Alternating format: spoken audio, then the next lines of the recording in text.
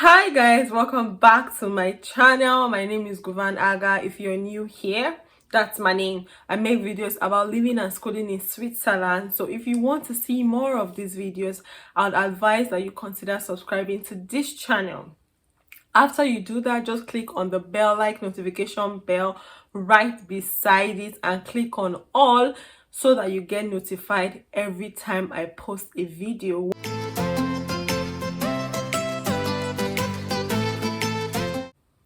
So, as you can see from the title, today I'm giving you 5 reasons why your Schengen visa request was rejected, or why your Schengen visa request will be rejected. So you see, it's important that you watch this video so you know why you were rejected, or so you prepare not to be rejected. Does that make any sense? Yes, I think it absolutely does. So the very first reason why you will be rejected, or why you were rejected, is that your documents are not complete. Let me tell you something. So these 3 people, if you submit a document and it's not complete, let's say they ask you for 15 documents and you even submit 14 or the 15 of them, but the last one you submitted is not accurate, they're not gonna attend to your documents. Even in Switzerland here, if you apply for anything and your documents are not complete, they're not gonna call you and say, "Hi, mostly favored of the Lord, your document is not complete." No, they're gonna leave your documents there unattended to for months until you start calling and asking why you haven't gotten what you requested for, and then they'll be like, "Oh, your documents are not complete." So you need to submit complete documents. If they ask you for 15 documents, don't submit 13, don't submit 14, submit 15 of the documents. In the visa place, they won't even attend to you. They'll just tell you to come back when you are serious. So let me give you a quick story. I was supposed to come to Switzerland for an internship in 2017, and before you go for a visa, you have prepared, you've done this, you've done that, you've planned, you've prayed, everyone is happy for you. And then I went there, I didn't have my travel document. The lady didn't even spend up to 5 minutes with me. She just checked, bam, bam, bam, bam, bam, where is this, where is this, where is that? And she was just like, "Come back when you're serious. You don't have your..." And we waited over 2 hours for them to start that interview, and then it was like 3 minutes that she spent with me, and all she said was, "Come back when you are serious." Even when I was coming here, I had all my documents, but my bank statements, it had not for use on it. When you print it yourself, it's different from when the bank prints it for you, because that is an official document. So I didn't know. I printed it myself, and then she was like, "Hey, this is not for you." And then she told me to go to the bank and come back before a certain time, and if I exceeded that time and I'm not back, that's it.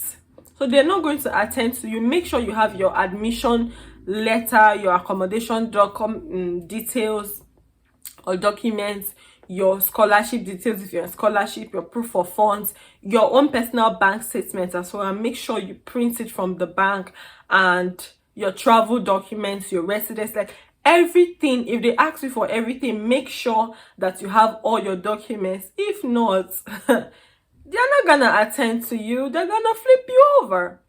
So the very next point is important, is inadequate document. This simply means that your documents, they are fighting war. Literally, they are fighting war. They are not agreeing. They are not in sync. Let your data on your admission letter, on your birth certificate, be the same data on your school certificate, your transcript. All your documents should have the same name. All your documents should have the same date of birth. All your documents should be in sync, should correspond. And also your date of the name on your admission letter, the name on your transcript should be the same name on your birth certificate. For instance, your surname is first, your middle name, your first name, or your surname, your first name, and your middle name. Let them be in sync. And the last thing on this point is that your documents, your answer should correspond to your document. So what is on your document? Because your documents are there, so she's going to ask you, or he's going to ask you, what is your name, what is your date of birth? You can't be telling another thing that is different, because some people have like 5 to 10 different date of birth. I don't know how that is possible, but let your documents, let it come together, let it marry, let it be in sync. I don't know what other word to use. Let it not fight war, let it correspond. I feel like with these few points of mine, you understand that this is important, that you have adequate documents. Thank you. So if you haven't subscribed to my channel already, now is the perfect time. You see, I'll pause this video for you to subscribe. Just click on that subscribe button, click on the notification bell, click on all so you get notified every time I post a video, and also give me a thumbs up, which means like the video, and if you want, you can share the video and also leave a comment. So this next point that I want to mention, see, my two hands are up and I have covered myself very well because I'm now cold because of this point. Let me shift back. Okay, don't misbehave during your interview. Don't misbehave. This point is only if your village people are pursuing you that you're gonna do it. This point, don't misbehave during an interview. Number one tip, come punctual. I say come punctual. Be punctual. Be punctual. They say 10 o'clock. Come there 9:30. Don't come there 9:50 or 9:55. No, don't leave your house 9:50 or 9:55. Leave your house at least 45 minutes before the time, so you give time for unforeseen events and delays. You never know what's going to happen. Leave your house at least 45 minutes before then, so you arrive that place, depending on how far you are. Or some people, you need to leave 2 hours anyway, but that's just the point in this point. You get me? So the next tip under this point is that you should obey instructions. So this particular obey instructions is for those security people that are in the visa embassy, in the embassy, not visa, in the embassy. So those security people, you know, every time they should be feeling like, we know they do anything here, we know they do anything here. So the day that you are coming for visa is the day that they say, this is where our work begins. Let's start with this person. Because you can just be coming to ask questions, say, shift, please don't come here, man. You're not allowed to come here. Just stay there. When it's your turn, we're gonna call you. And I just want to ask you a question, but no, just go back. I will call you when it is time.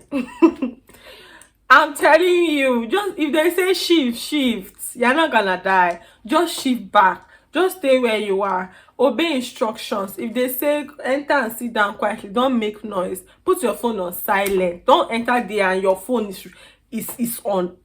No, now, please. And the last tip under this, this tip, only if your village people are pursuing you, that I know you will do it. Only if your village people are pursuing you. This last one, don't argue with the interviewer. Please and please and please, my brethren, don't argue with the interviewer. I know she has your documents, right? This is my script. I know she has your documents. If she asks you, what is your name? Don't say, madam, my name is there. Don't say, can't you see my name, or my name is there. No. If she asks you what's your name, please answer your name. Whatever she asks you, answer your name. If she asks you a question and you don't know how to go about that question, just say, pardon, or please could you repeat the question. If you do not know how to answer the question, don't say, I don't know, me, I cannot answer that question.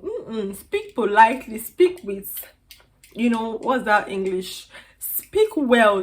Don't just say, I don't know, me, I don't know how to answer that question, or I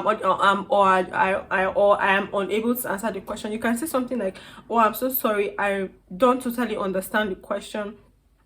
I would send you a mail at a later date when I'm able to answer the question, or please can I get back to you on this question. At least don't just, it's your visa interview. Do what you want to do, what you came to do, and go. Don't begin to argue with the interviewer, because to be honest, those people, they don't want to give you the visa. Left to them, they're gonna reject you. So they are looking for the slightest thing to use to reject you. And if you agree with your village people that day, they are gonna reject you. So I hope that you understand this point, because it's very important.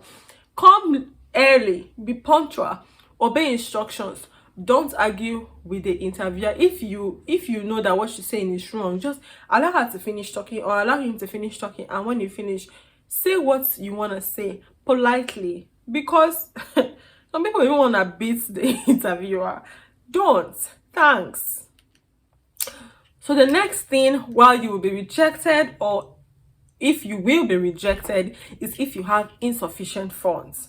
This next topic is important. So the reason why they require that you have a certain amount of money in your account, or you have a sponsor who has a certain amount of money in their account, is to make sure that you are financially able to cater to yourself, or that you are not going to be a liability to them, you're not going to be a burden to them.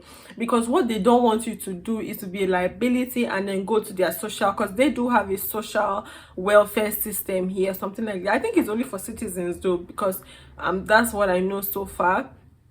If you're out of a job, if you're down financially, you need assistance financially, all you need to do is to go to the social welfare, whatever, I don't know what they call it, but the social welfare and then you apply, and they give you money for your basic needs, like your rent, your food, stuff like that. So what they want to make sure is that you're financially able to cater to yourself if you come to Switzerland. Meaning, if you're in Switzerland for 2 years, you need to have the money for 2 years, or your sponsor or guardian has to show proof that he or she has the money for 2 years. Some countries like Germany do what is called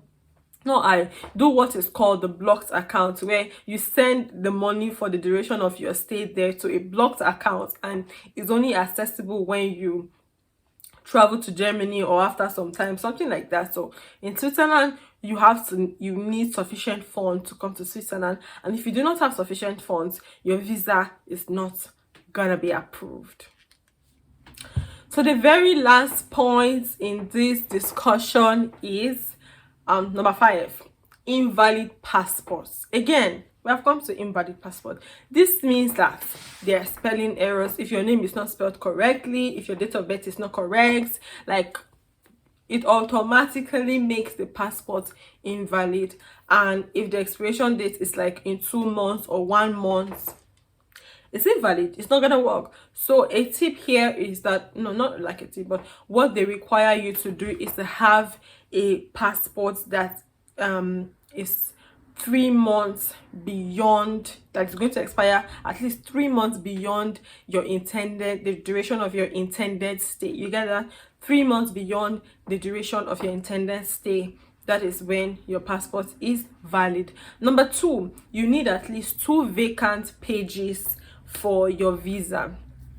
And if you have this, and if you have the 3 months beyond the duration of your intended stay, your passport is valid, and you can get your visa. So thank you so much for watching the video. This is the end of this video.